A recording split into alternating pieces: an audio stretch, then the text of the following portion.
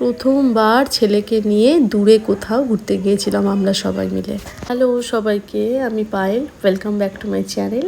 অনেকদিন পর তোমাদের সঙ্গে ভিডিওটি শেয়ার করছি। তোমরা আসলে সবাই জানো যে আমরা সবাই মিলে বোলপুর গিয়েছিলাম। এটা আসলে আমাদের ফার্স্ট ট্রিপ ছিল আমাদের ছেলেকে নিয়ে। তো আমাদের কাছে খুব এক্সাইটমেন্ট ভরা একটা ট্রিপ ছিল। গিয়েছিলাম আমার দিদির বাড়ি কোপা ভিলা। এটা আমার আয়াংশকে নিয়ে প্রথমবারের ট্রিপ যেহেতু, তো আমরা দেখতে চেয়েছিলাম যে ও কতটা কমফোর্টেবল আমাদের সাথে এইরকম জার্নিতে। তো সেটাতে সত্যিই ও 100-এ 100 মার্কস দিয়েছে। আমরা সবাই মিলে গেছি ঠিকই, বাট তার মধ্যে আয়াংশের 2 দাদু যেতে পারেনি। কিন্তু ও যেভাবে আমাদের সাথে জার্নিটা এনজয় করেছে এবং আমাদেরকে প্রচণ্ড ফুললি স্যাটিসফাইড করেছে, বিকজ অফ ও একটুও জ্বালায়নি, কাউকেও জ্বালায়নি, মানে পুরো ট্রেনে কাউকে ডিস্টার্বও পর্যন্ত করেনি।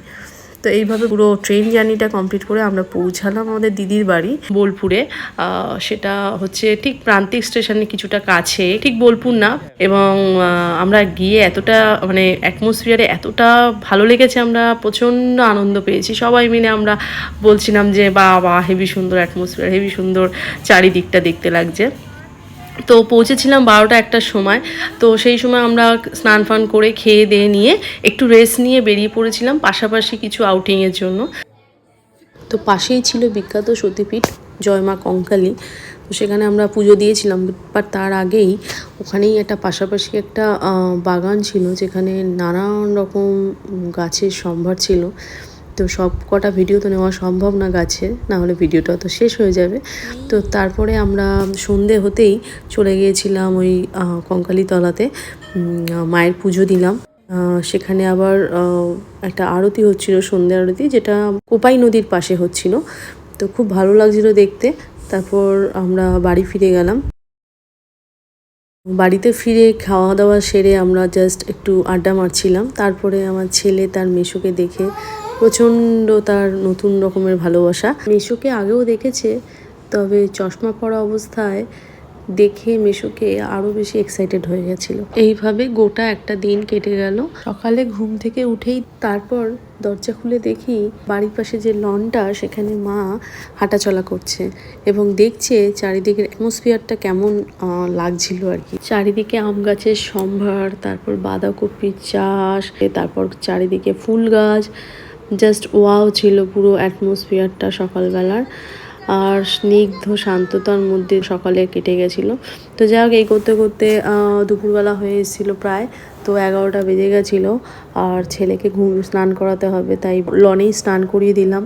এবং স্নান করিয়ে জামা কাপড় পরিয়ে বাবার সাথে তোকে যখন বসানো হচ্ছে তখন ও কিছুতেই বসবে না, বিকজ ও ওরকমভাবে ঘাসটা ফার্স্ট টাইম অনুভব করলো। তো ওর কাছে কিরকম খোঁচা খোঁচা লাগছিল, তাই ও বসতে চাইছিল না। তারপর ওর বাবা জোর করে বসিয়ে দিতেই বসে পড়েছে। আচ্ছা, তারপর চারিদিকে যে ফুল গাছটা সেটা দেখাই। এই যে ফুলটা দেখছো, এটার নাম হচ্ছে প্যাসিফ্লোরা ফুল। তো যেটা আমার খুব ফেভারিট একটা ফুল, রিসেন্ট আমিও আমার বাড়িতে লাগানো। অ্যান্ড এটা হচ্ছে বৈগানভিলা। আমরা এন্ট্রান্সটা যখন আসছিলাম তখনই দেখেছো বৈগানভিলার যে পিঙ্ক অ্যান্ড হোয়াইটের যে কম্বিনেশনে খুব সুন্দর লাগছিল এন্ট্রান্সটা। তো বিকেল হতেই তারপর ওর বাবা ওকে নিয়ে সাইকেলে ঘোরাচ্ছিল এবং খুব মজা পাচ্ছিল। ঘরে ফিরতেই ছেলে ঘুমিয়ে পড়েছে। এবং সিঞ্জিনি মানে দিদিভাইয়ের মেয়ে, ও যেভাবে আমার ছেলেকে মানে ওর ভাই বলতে পারো, তো ভাইকে যেভাবে মানে কোলে করে রেখেছিল, আমার পুরোপুরি হাত একদম ফাঁকা ছিল। মানে আমি প্রচণ্ড রিল্যাক্সে ছিলাম। এবং রাতে আমরা আড্ডা মারতে মারতে রাতে ডিনার সেরে আমরা বসেছিলাম। তো এসে পৌঁছেছে আমাদের টুম্পাদি এবং অর্পণ জয়েন করতে আমাদের ট্রিপটাতে।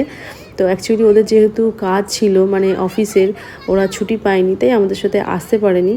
তাই ওরা পরের দিন একসাথে এসছে। তাই ওকে রিসিভ করার জন্য আমার বরকে দেখো, আমরা সবাই মিলে বেরিয়ে পড়েছি টুম্পাদি আর অর্পণকে রিসিভ করার জন্য।